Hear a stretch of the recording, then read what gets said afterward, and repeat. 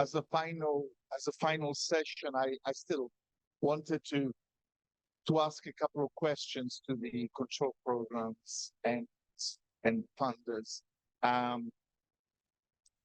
guess now we look forward to the future, to elimination, which is very near, to lower number of cases. Well, in some cases we may have some surprises. Don't know. And really, my question is, what do you think? What would you like to see more of or less of in the next few years? What would you like to expand, to do something of it that's with that will be of use to your country? At this time, I will start with Dr. Gale, who's been very quiet recently. And so, okay, if you could comment, what do you think we'll want to do together in the next few years? Yes, thank you so much for presentation. Really nice. And for the National Malaria Control Programme, right now the malaria case is go down. The case really few, and then the low density also. For the community level, we use only RDT to detect. But our RDT detect only 2 species. But next year we plan to detect too many species, like a pan can detect. But we would like to confirm by PCR technique. Right now, the partner collaboration with us, we use the LAM technique, but like LAM have the disaggregate and sometimes augmented, but we would like to confirm a PCR technique. Yes. This is our plan in the future. And then low parasite density, maybe we can use the RDT with TBS on positive case to confirm to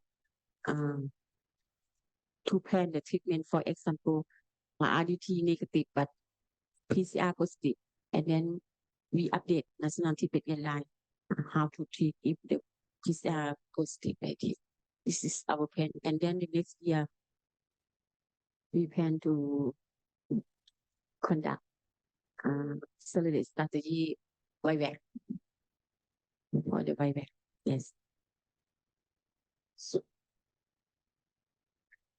So the PCR testing that you were mentioning, would you be implementing at Simply itself, or?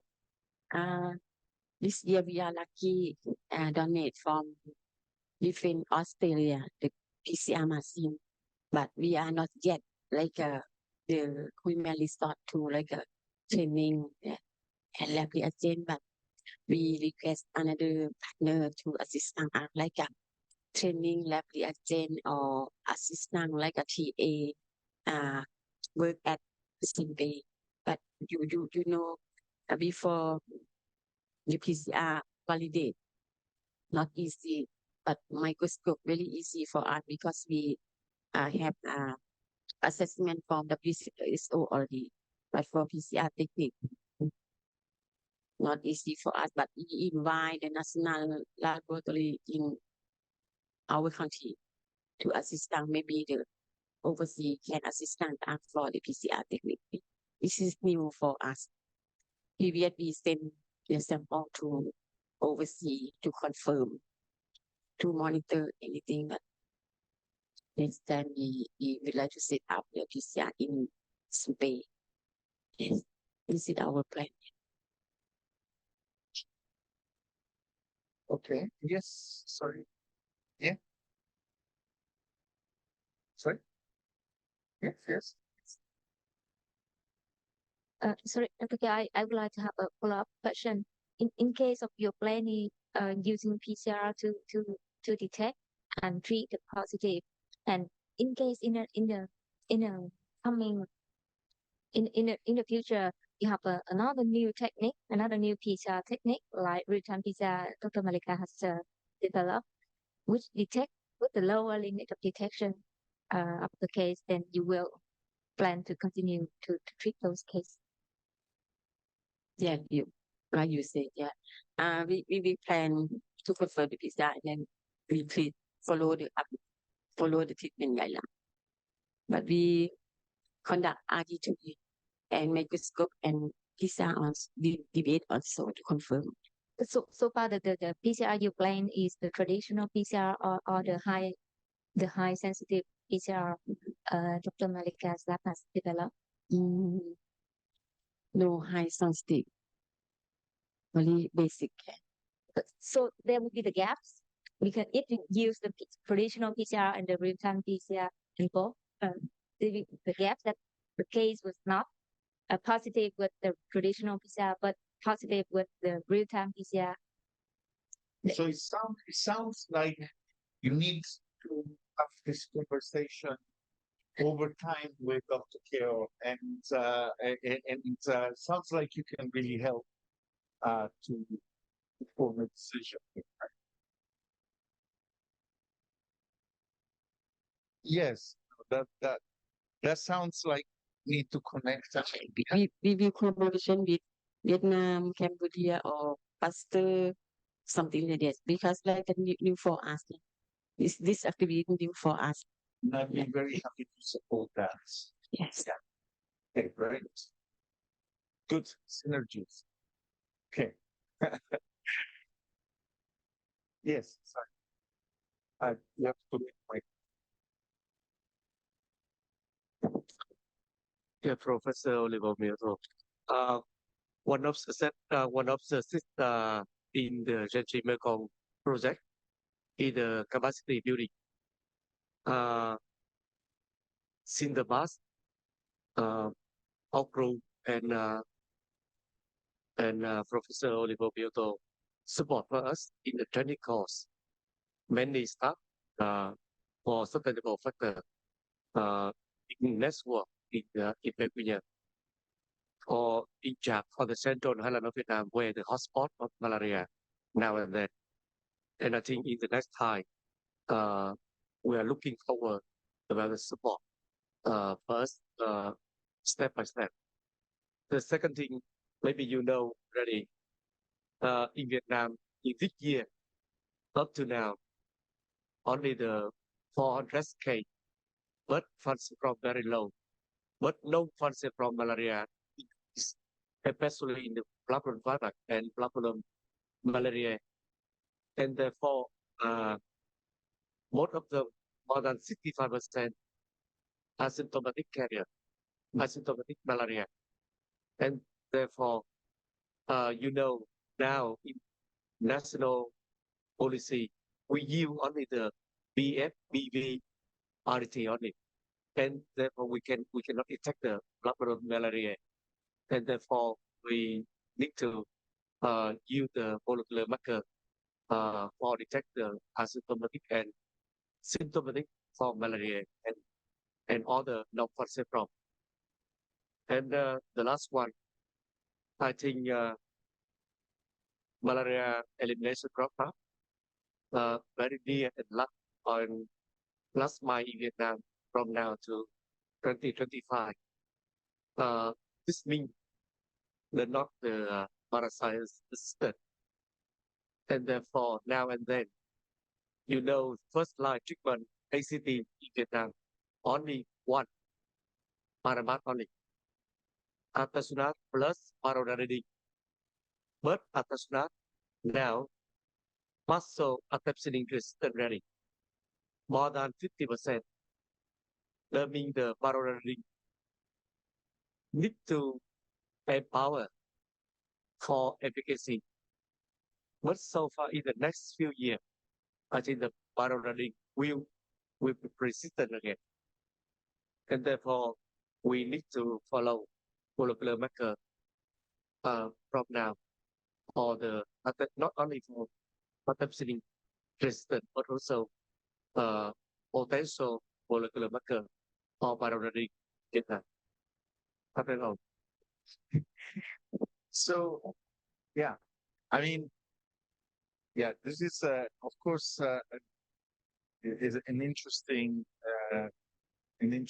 point because um, it's very hard to find marker of resistance until you know you have resistance. Because that's how you find markers, because you don't have resistance. So I think, I mean, I think it was very interesting to see Dr. Nguyen's presentation earlier on, how um, how basically we could address in part some of this by by basically doing in vitro testing of parasites to see whether there are declines in sensitivity and so on. But at the moment, we are completely in the dark as to the marker for paranarity. But luckily, because probably, hopefully, there is no resistance. But how to monitor the population to see if there is a beginning of resistance, and the same goes for the country. Same thing we don't have a now. So I think we need to understand how we might be able to do some useful monitoring of the population, even in the absence of markers.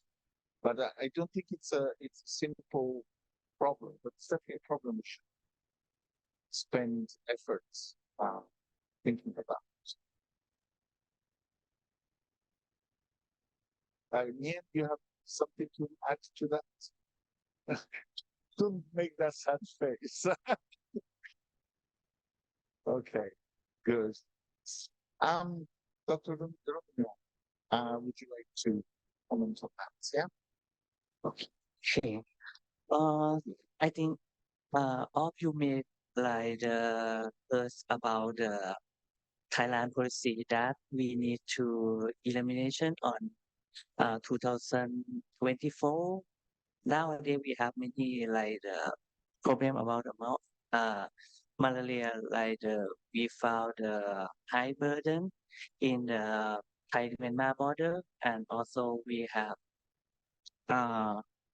many uh, many challenge that we need to improve that, so you can add some help in many points that we want to do. We have a strategy about we need to improve the duck adherence for elimination. So we try to change from 14 for 14 day for Primaquine to 7-day Primaquine. After we treat with the chloroquine for the white wax, something like that. And also nowadays we are in the research step, so we need like the next step or expand to other area in Thailand also. And another way that we do for the duck adherence, we change for the Primaquine to Tacrinoquine. Yeah, because we use only one dose for the treatment. For the other point, like the many country, we have the problem about the white wax. So we have the problem about like the how we know the resistance in the white wax. We need to do many way like the treatment follow up, something like that in Thailand. And another point, when we want to use the drug that the like the 7-day Primaquine and Tacrinoquine, we need to improve for the GCPD detection, prevent our operation from the hemolysis, something like that. Like many countries, we have problem about the RDT because you know it's already about the RDT is low sensitivity than the microscope.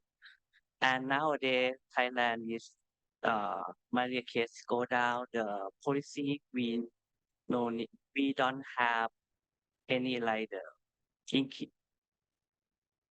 no need to increase the staff like the decrease staff every year. So RDT come into our system for the malaria detection. However, RDT cannot to do like for malaria elimination because if you use only one time, sometime after 2 or 3 days, after that you can get malaria. I mean when patient come into our clinic with the symptom, something like that, and we detect by the RDT is negative. After that, maybe 2 or 3 days, we can detect by the microscope is yeah, yes, because the thalassemia is very low. So it's we try to find some situation that's suitable for use RDT, like how we use RDT for active case detection, how we use RDT for the passive case detection, something like that in our country. For another point, I think we have another like I said before, the first time in last year we have the high burden in 6 province. For the first step, we got the malaria case from neighboring country. However, after that, we have the indigenous case. How we know? We know because the main of the patient is children age. So the children is not across the border. So the living in the village. We try to have a strategy like we use the village health volunteer to give the drug, give the knowledge to the children, and also we need to find some migration health volunteer to give some drug and knowledge to the migration also. That I think that is our strategy for the elimination in the next time, in the next step that you can see. Thank you. That's very thorough. I I just wanted to ask you, and it's not a controversial question, but once if you detect and that's these parasites are coming from your neighboring country, given that the situation there is not functional at the moment in terms of the health service. What can you do actually? What can Thailand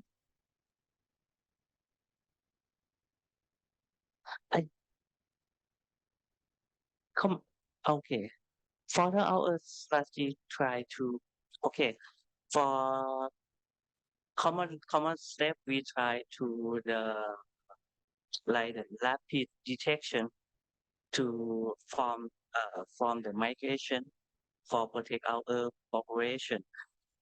But as you know, along Thai Myanmar border is don't have any gate you can across everywhere in Thai. So everywhere along the border you can across. So we cannot to limit for the migration.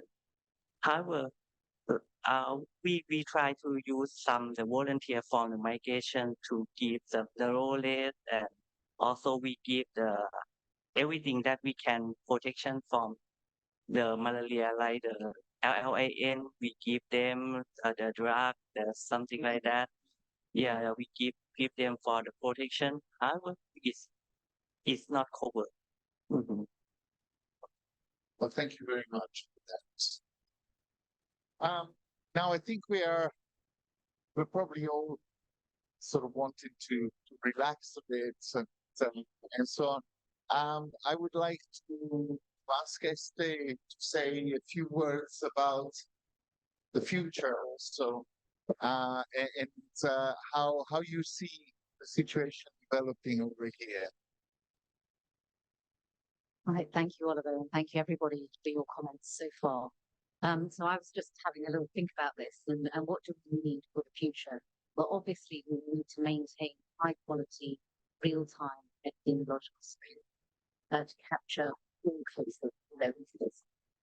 And one of the things that occurred to me and is top of mind for the foundation is how can digital data capture help with this?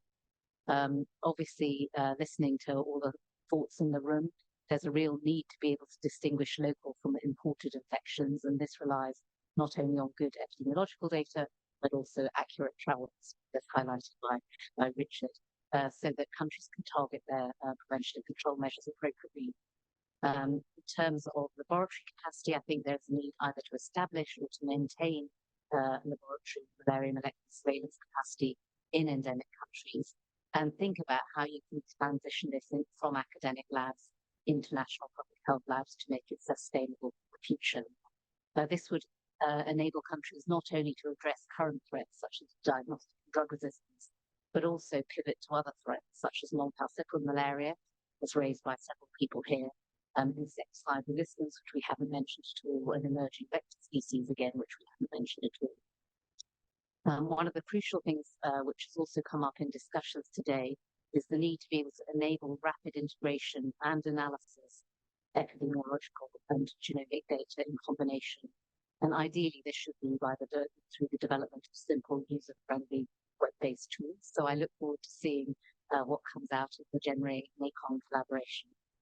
And once you've got these tools, obviously, it makes it easier for you to report this information not only to national public health agencies, but also to international agencies in a timely manner to enable rational decision-making, hopefully within a yearly cycle, and policy change as required.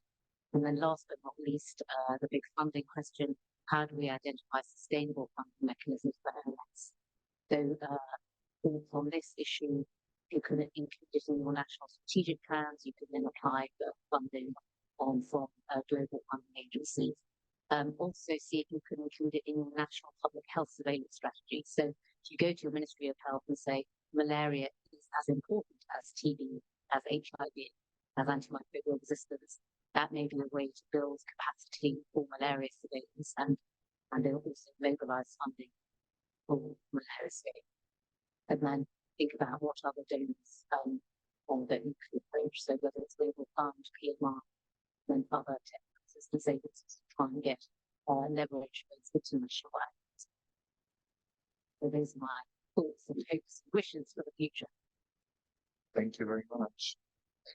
By the way, I mean, what if you go to the ministry and say, malaria is really important? They said, but nobody's dying. I mean, in Southeast Asia, this is a real issue, I think, right? Yeah. So what do we reply?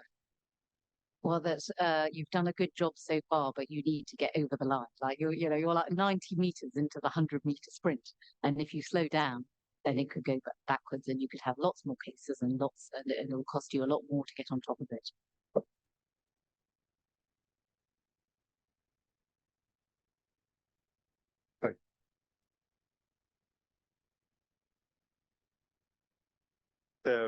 Dr. K, and also Professor Laurent. First, Professor Laurent, what do you think if Southeast Asia we would like to use vaccine for again to prevent hotspots in order to facilitate malaria eliminations. And Dr. Iste Bill Gates is interested in or willing to support Southeast Asia country like Vietnam. Now we have only several hotspots, but the other province almost malaria disappear. But we try to use a new tool in order to approach elimination.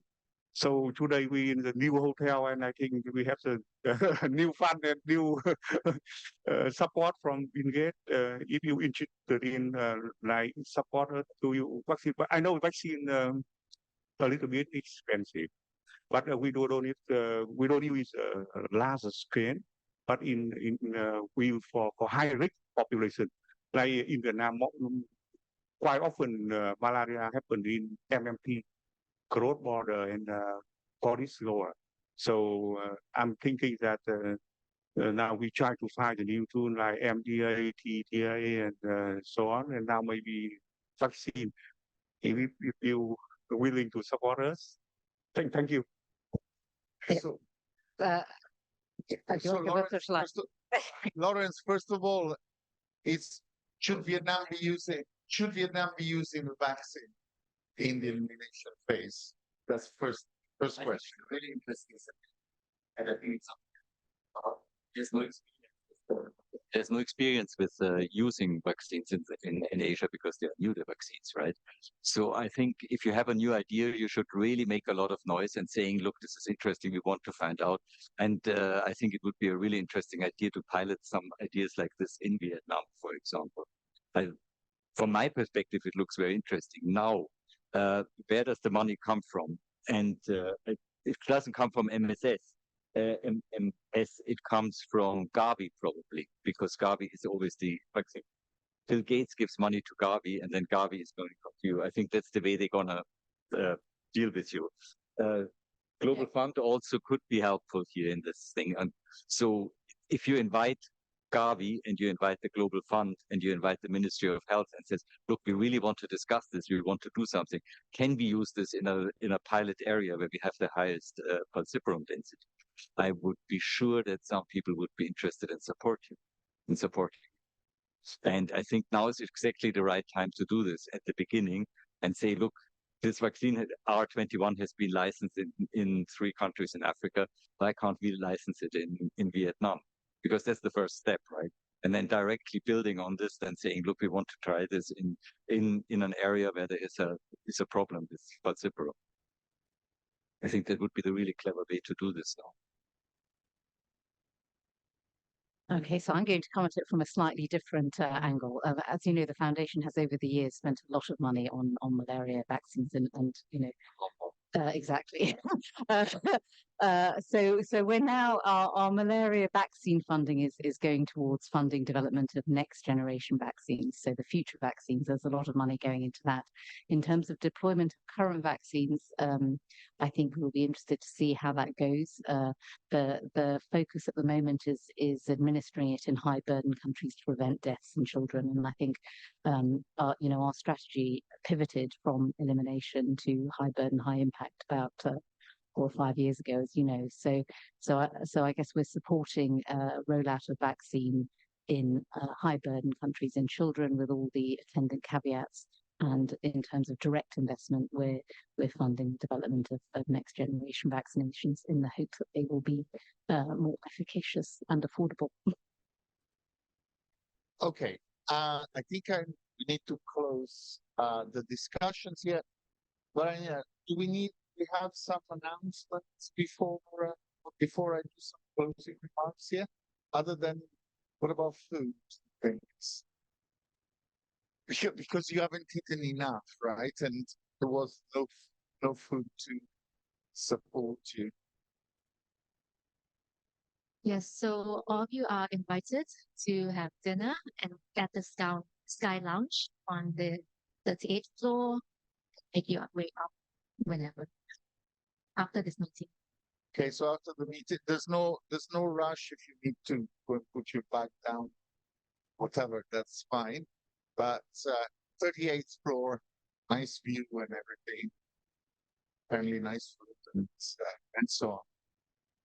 So I'd like to close this with many words of thanks. First of all, thank you very, very, very much to all of you who made the long trip to get here. Some of you, very, very long trips, and I'm extremely grateful that you made the effort. And even those who made short trips, thanks for making this a success. Um, I have gotten a lot out of today, and especially it's been very nice to see good and frank exchanges between the public health guests. Yeah, so thank you so much. I need to thank. I want to thank my team for having really done all the work for this. I just came on the day and sort of wait around, but really, thanks, Tess and Ethan actually worked very hard to sort of giving you some of the latest development. Be organized everything, and Pop has been doing all the timing and photography, etc. But the real star, where's Brian? Thank you so much. Thanks very much to everybody for being here, and let's go and have some dinner.